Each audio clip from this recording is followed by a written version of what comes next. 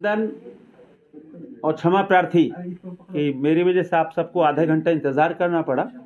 ये पहली मर्तबा ऐसा हुआ है कि आप सबको इंतज़ार करना पड़ा। कोशिश होती है कि समय पे हो, क्योंकि टाइम डिसिप्लिन बहुत महत्वपूर्ण होता है, लेकिन आज किन्हीं कारणों से देर हो गई। वस्तुतः आज नरेंद्र मोदी जी के द्वारा जो विकास की राह पर देश दौड़ रहा और जिसका जीता जागता उदाहरण पिछले दिनों बहन सीतारमण जी का बजट आया, वो बजट अमृत काल का अमृत बजट है। हम सबको याद है कि कोरोना का जो प्रकोप था, जो प्रलय था, उसके बाद रूस यूक्रेन युद्ध, जिससे पूरी दुनिया प्रभावित हुई। हम तो आज से 40 साल पहले की बात कर रहे हैं, जब बांग्लादेश का युद्ध हुआ, या लाल बहादुर शास्त्री के समय जब अकाल पड़ा, उस समय की भी याद है हमको। और बांग्लादेश वॉर के समय बांग्लादेश टैक्स लगा कि देश पे भारी भरकम खर्च आ गया तो बांग्लादेश टैक्स लगे।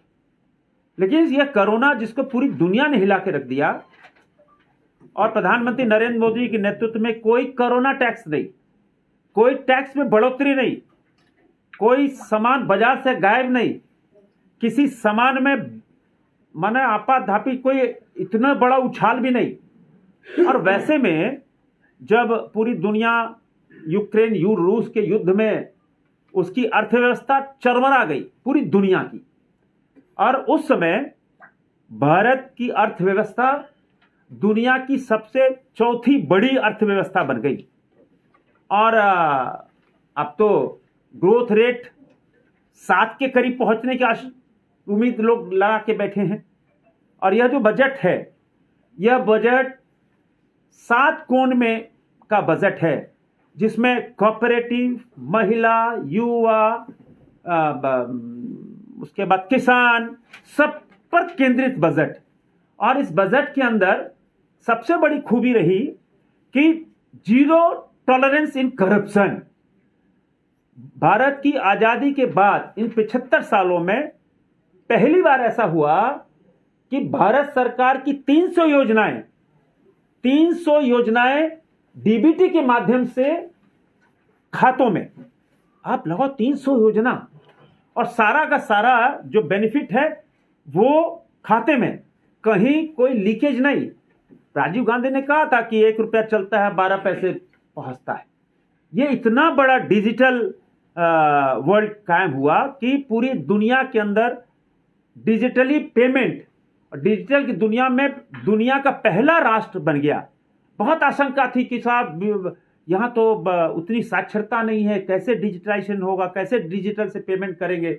अब देखो गांव में रुपए से पेमेंट हो रहा है, पेटीएम से पेमेंट हो रहा है। दुनिया का सबसे बड़ा डिजिटल पेमेंट, डिजिटल को यूज करने वाले भारत के लोग हैं। 80 करोड़ लोग इंटरनेट यूज करते हैं। ये इतनी बड़ी संख्या।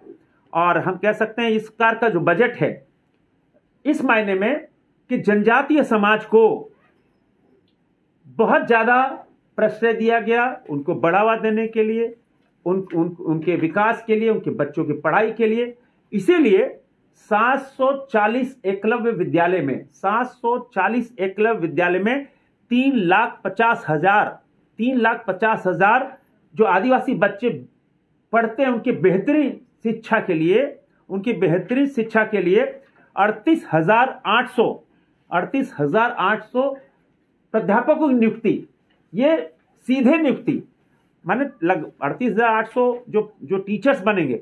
उसके बाद जो 3rd ग्रेड 4th ग्रेड अलग, माने इतना बड़ा काम ट्राइबल समाज के बच्चों की पढ़ाई के लिए। अब आए विश्वकर्मा सम्मान योजना। ये इतनी बड़ी योजना। भारत हुनरों का देश, भारत में गांव टोला हुनर भरा हुआ है। लोग कोई लकड़ी से खिलौना बना रहा है, कोई पत्थर से बना रहा है, कोई नक्काशी कर रहा है, कोई कढ़ाई कर रहा है। ऐसे में विश्वकर्मा मतलब कोई नई चीज बनाना, कोई चीज निर्माण करना। वैसे में ऐसे विश्वकर्मा किसी जाति, किसी धर्म, किसी संप्रदाय के मानने वाले हो, ऐसे हुनर वाले जो कलाकार, जो हमारे यहाँ कारीगर हैं, उनके लिए पहली बार आजादी के भारत के बाद 75 सालों में विश्वकर्मा सम्मान योजना इसके लिए जो वित्तीय सहायता बिना कोलेट्रल के, मतलब बिना किसी आपके बैंक के अंदर जो होता है कि गारंटी, उसके तहत उनको आगे बढ़ाना, ये एक बहुत बड़ा काम। महिलाओं के लिए हमको याद है कि रघुवर जी की सरकार, जो भाजपा की सरकार थी, तो यहाँ महिलाओं के लिए रजिस्ट्री फ्री थी कि 50 लाख तक की रजिस्ट्री, कोई पैसा नहीं। भारत में पहली बार हुआ। और इस बार प्रधानमंत्री जी ने एक बहुत बड़ा, निर्मला सीतारमण जी ने एक बजट के अंदर महिलाओं के लिए, देश की बेटी बहन के लिए, कि 2 लाख रुपए, अभी तो हम लोग अगर एफडी करते थे तो एफडी 4 साल 5 साल की एफडी 5 साल 6 साल कीजिए तो 4.5% मिलता था। अभी महिलाओं के लिए 2 लाख 2 साल में 7.5% ब्याज। 2 लाख कोई महिला रखेगी 2 साल के लिए तो 7.5% ब्याज। ये इतना बड़ा महिलाओं के लिए एक, हम कह सकते हैं कि एक बहुत बड़ा उपहार। दूसरा, वरिष्ठ नागरिकों के लिए था पहले बैंक में या पोस्ट ऑफिस में 15 लाख रुपया रखिएगा। 15 लाख रुपए रखने के बाद, जैसे हमने ही कराया, तो लगभग 29,000 समथिंग क्वार्टरली आता था, लेकिन आपको 15 ही लाख रुपए करना होता था, उससे ज्यादा आप नहीं कर सकते हो किसी बैंक। वरिष्ठ जो सीनियर सिटीजन है 60 साल के बाद, इस बार सीनियर सिटीजन के लिए एक बहुत बड़ा उपहार नरेंद्र मोदी जी की सरकार ने दिया है कि आप 30 लाख कर सकते हैं। 30 लाख करेंगे तो इसका मतलब हो गया 60,000 रुपए क्वार्टरली, यानी कि 20,000 रुपए महीना। आप 20,000, कोई रिटायर होता है तो पैसा मिलता है, पेंशन मिलता है, कोई अन्य माध्यम होते हैं तो रिटायरमेंट के बाद, तो 15 दूनी 30 लाख में आपको लगभग 60,000 मिल जाएगा, तो 20,000 महीना। एक बहुत बड़ा तोहफा हम कह सकते हैं सीनियर सिटीजन्स के लिए दिया है। और हम आगे देखें इस बजट के अंदर एमएसएमई सेक्टर को बहुत बढ़ावा दिया गया है, क्योंकि पूरी दुनिया आज भारत को देख रही है।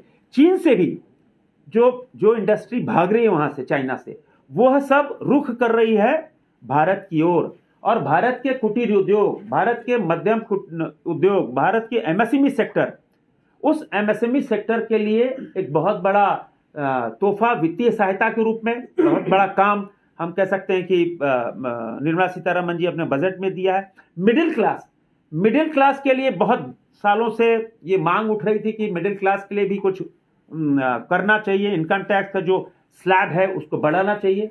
इस बार इनकम टैक्स का स्लैब 5 लाख से 7 लाख किया जाए। आप किसी भी स्लैब में हो, आप 7 लाख के स्लैब में हो, आप 10 लाख के स्लैब में हो, आप 15 लाख के स्लैब में हो, आप 30 लाख के स्लैब में हो, किसी भी स्लैब में होंगे तो आपको फायदा हुआ। 30 लाख के भी स्लैब में फायदा है 50,000 का, उससे नीचे आएगा आपको 30,000 का फायदा है।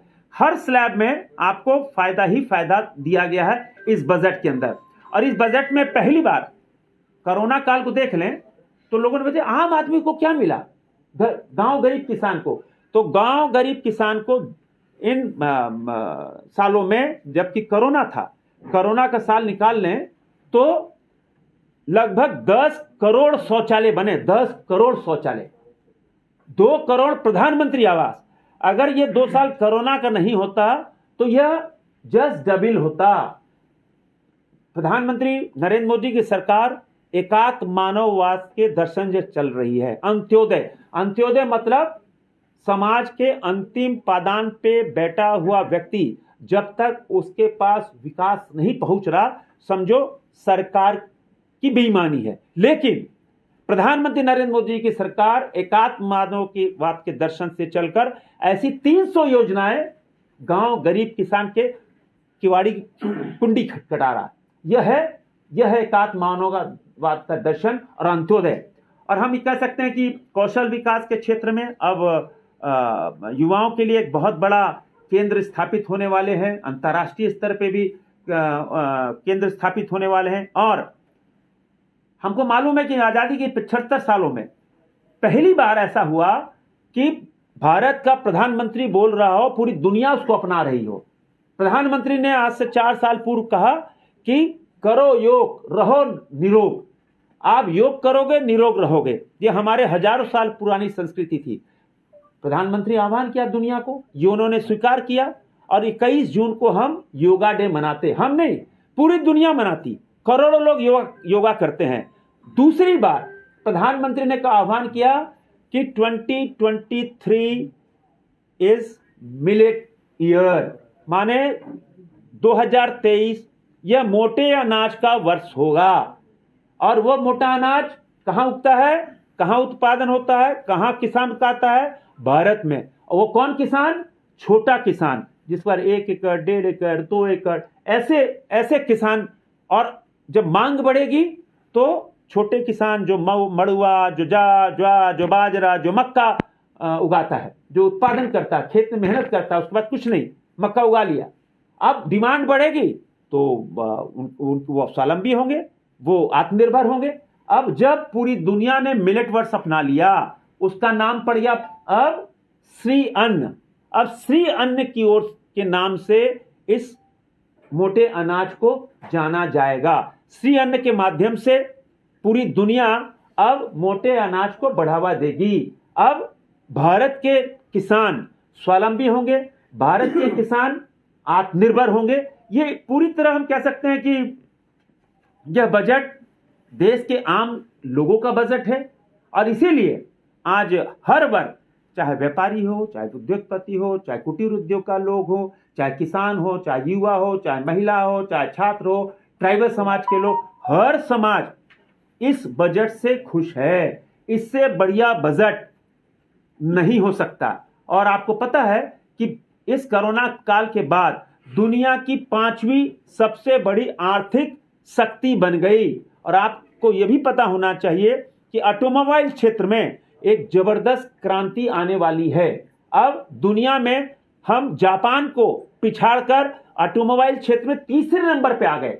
अब पूछिएगा भाई ऑटोमोबाइल क्षेत्र में क्या क्रांति आने वाली है? हम टाटा को याद करते, जिन्होंने ऑटोमोबाइल को हिंदुस्तान में सजारा सवारा, सब नींव रखी। किंतु अब जब की है कि अब सेंट्रल गवर्नमेंट के, भारत सरकार के, राज्य सरकार के जो वाहन 15 साल के हो जाएंगे उनको स्क्रैप कर दिया जाएगा। अब उसकी जगह वाहन आएंगे। नए वाहन कौन आएंगे?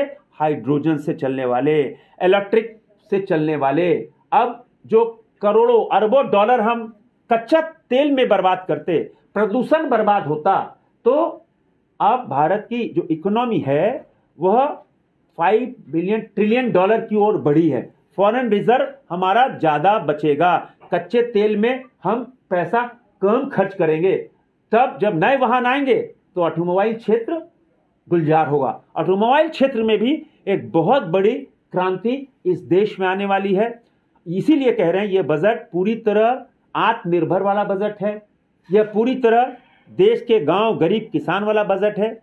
अब रेलवे में आप देखिए, रेलवे में लगभग 5800 करोड़ रुपया झारखंड को मिला और रांची को 600 करोड़ रुपया, रांची को 600 करोड़ रुपया, जिसमें रांची रेलवे स्टेशन, नगड़ी, अब हमारा चांडिल, हमारा टाटी सिलवे, हमारा विकास, ये सब स्मार्ट स्टेशन होने वाले हैं। हमने डिमांड रखी थी कि जैसे हटिया, बालसिंह, पिस्का नगरी, चांडिल, सिल्ली, टाटी सिलवे स्टेशन अब स्मार्ट स्टेशन हो जाएंगे, विश्व स्तरीय हो जाएंगे। हटिया बंडामुड़ू लोधमा पिस्का रेल लाइन का उसमें 370 करोड़ रुपया रेलवे को मिला है।